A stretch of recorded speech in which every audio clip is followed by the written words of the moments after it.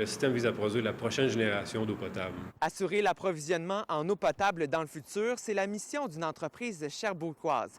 Aquartis utilise la technologie Neptune qui traite l'eau des toilettes en eau potable. C'est une première dans le monde parce que ce système est implanté à même un immeuble à logement.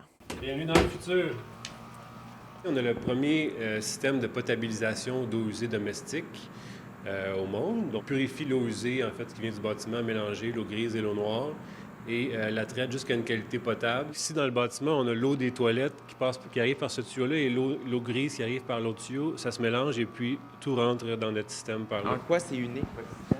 Des systèmes de potabilisation d'eau usée, il y en a entre 3 et 5 dans le monde présentement. Des usines à l'échelle d'une municipalité. Donc ici, la différence, c'est qu'on le fait à l'échelle d'un bâtiment automatisé, sans opérateur sur place. Et d'où vous êtes venu l'idée de créer ce système-là? Au fond, il y a à peu près encore 2 milliards de personnes qui n'ont pas accès à une eau potable de qualité. Donc, j'ai l'impression qu'à toutes les années, ça diminue jamais. Puis depuis que je suis tout petit, puis on dirait que j'ai eu le désir d'avoir un impact sur cette statistique-là, en effet. Puis un des outils importants qu'on a besoin de l'humanité pour faire ça, c'est d'être capable de réutiliser notre eau usée directement en eau potable. Quand il n'y a pas assez d'eau sur le territoire pour les gens, bien, ultimement, c'est de voir chaque bâtiment comme un vaisseau spatial, en fait. C'est que complètement isolé de son aquifère, puis le bâtiment doit recycler son eau à l'interne, comme la Station spatiale internationale. La prochaine étape, c'est de rendre l'eau tellement pure qu'il sera possible de la boire. On ne fait pas la différence visuellement entre ça et de l'eau potable. Donc, ici, ça sert à alimenter les toilettes seulement.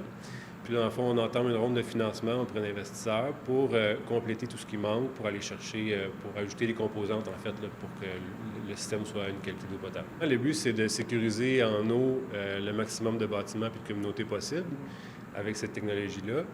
Puis, en fait, pour se rendre jusqu'à là, il y a du développement technologique à faire, veut pas. Donc, on va lancer ce produit-là commercialement comme un système d'assainissement autonome normal pour un bâtiment, comme un EcoFlow ou un autre système certifié par le BNQ. Vous parliez des besoins dans les autres pays. Est-ce que vous avez déjà des pourparlers? Absolument. Justement, on est en discussion avec des gens de l'Afrique du Sud. Cette semaine, il y a un événement de Canada, l'Afrique du Sud, puis on est invité à participer, puis il y a beaucoup d'intérêt.